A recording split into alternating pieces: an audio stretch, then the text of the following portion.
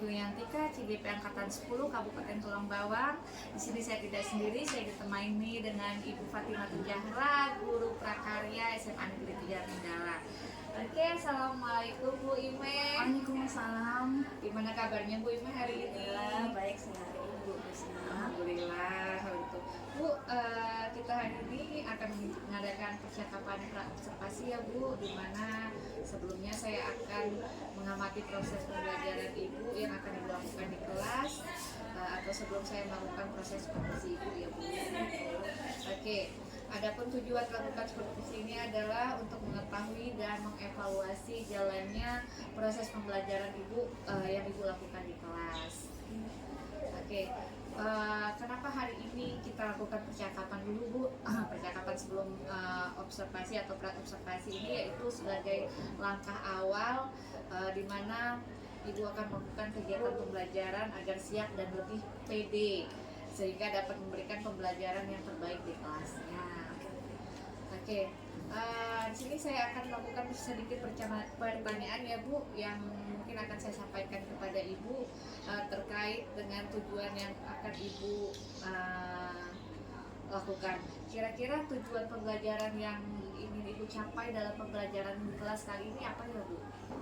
Jadi gini Bu Krisna, berdasarkan rancangan pembelajaran yang saya buat, jadi ada 3 tujuan yang ingin saya terapkan pada pembelajaran kali ini, yaitu siswa dapat memahami ide peluang dan usaha kerajinan yang berdasarkan pada kebutuhan dan keinginan lingkungan pasarokan. Dan yang kedua, siswa dapat memahami analisa peluang usaha ya Bu, peluang usaha kerajinan yang berdasarkan pada kebutuhan dan keinginan lingkungan di sekitar pasar lokal tersebut. Kita siswa dapat memahami langkah-langkah penyusunan proposal laporan ya kerajinan yang berdasarkan pada kebutuhan dan keinginan yang dibutuhkan oleh pasar lokal. Saja.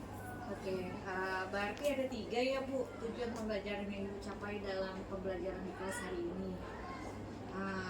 Kemudian kira-kira area pengembangan apa yang ingin Ibu capai pada pembelajaran kali ini? Jadi untuk area pengembangan mungkin saya menggunakan 2, yaitu area pengetahuan dan area keterampilan ya Bu ya. Pertama, pengetahuan yang pastinya siswa itu dapat memahami tadi bagaimana sih peluang dari usaha kerajinan yang berada di pasar lokal tersebut. Kemudian dari area keterampilannya saya ingin bisa mengajak para siswa itu memahami langkah-langkah dalam pembuatan proposal laporan kerajinan pada peluang usaha di pasar lokal tersebut. Oke. Jadi area pengembangan yang ingin Ibu capai ya ini yaitu dari aspek pengetahuan dan aspek keterampilan yang baik. Nah, saya ingin mendengarkan Bu bagaimana pembelajaran yang ingin Ibu terapkan di dalam kelas. Mungkin dari strategi pembelajaran atau mode pembelajaran ataupun metode pembelajarannya. Ya, jadi baik ya Bu, dari segi pembelajaran yang saya gunakan atau strateginya adalah berdiferensiasi ya Bu ya, berdasarkan dari kesiapan belajar siswa yang diklasifikasikan pada pembelajaran sosial dan emosional. Karena saya akan melakukan pembagian kelompok sesuai dengan metode penampilan dan keaktifan siswanya. Serta untuk model yang saya gunakan yaitu berbasis masalah ya, problem based learning pastinya, dan metode yang saya gunakan itu tadi diskusi kelompok dan penugasan. Oke, jadi rencana Ibu yang akan Ibu terapkan di kelas yaitu dengan menggunakan pembelajaran berdiferensiasi, kemudian yang diintegrasikan dengan pembelajaran sosial emosional, menggunakan pembelajaran PBL dan juga dengan menggunakan metode diskusi kelompok. Nah, bagaimana dengan media pembelajaran yang Ibu gunakan dalam kelas kali ini Bu? Untuk media pembelajaran mungkin saya akan menggunakan PowerPoint kalau memang LCD itu mendukung ya, karena kan Ibu tahu sendiri bahwasanya kita hanya ada satu ya. Kadang kita rebutan juga ya Bu ya dalam menggunakan LCD prasarana dan sarana proyektor dan sekolah tersebut.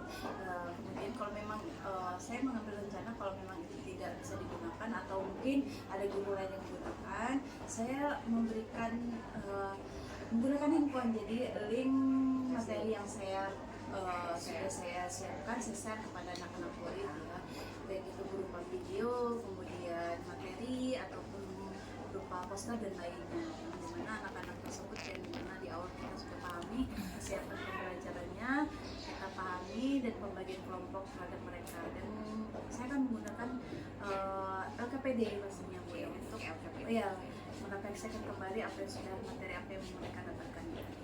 Oke. Kalau gitu kira-kira kapan ya Bu ya kita akan melakukan observasi saya nanti di kelas pada kegiatan pembelajaran Ibu, di hari apa, kemudian jam berapa Bu ya? Nah kebetulan ya hari ini ya Bu ya, kalau tidak salah saya ada di jam ke 9-10 jam terakhir ya Bu ya, untuk pembelajaran prakarya di kelas 12. Oke, kalau gitu nanti siang ya Bu, Ya. jam ke 9-10, Ya. berarti pas kebetulan hari ini jadi bisa sekalian ya Bu ya, saya melakukan observasinya. Jadi saya akan melihat apa kegiatan Ibu pembelajaran Ibu di kelas, kemudian akan saya catat hal-hal apa yang terjadi di dalam kelas ya Bu. Ya seperti itu yang baik Bu, terima kasih.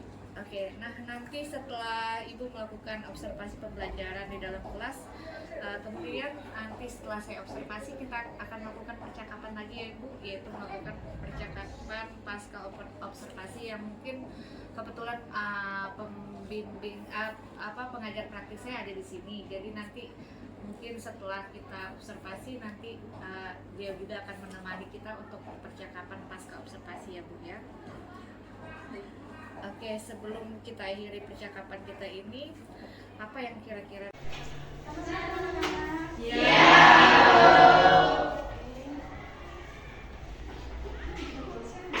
Belum siap. Baca dimulai.